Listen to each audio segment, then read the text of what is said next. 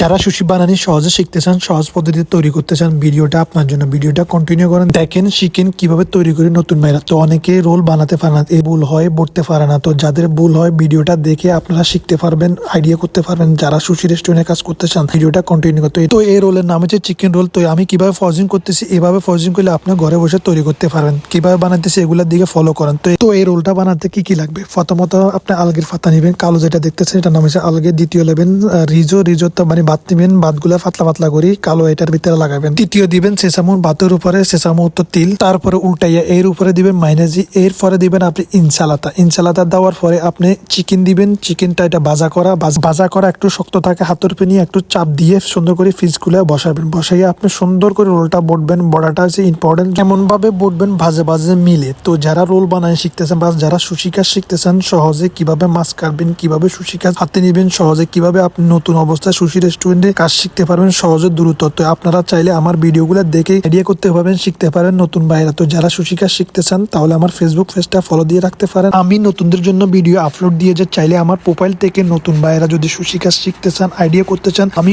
অনেক ভিডিও ছাড়ছি আপনাদের জন্য। চাইলে আপনারা এগুলা দেখে কিছুটা আইডিয়া করতে পারেন, শিখতে পারেন।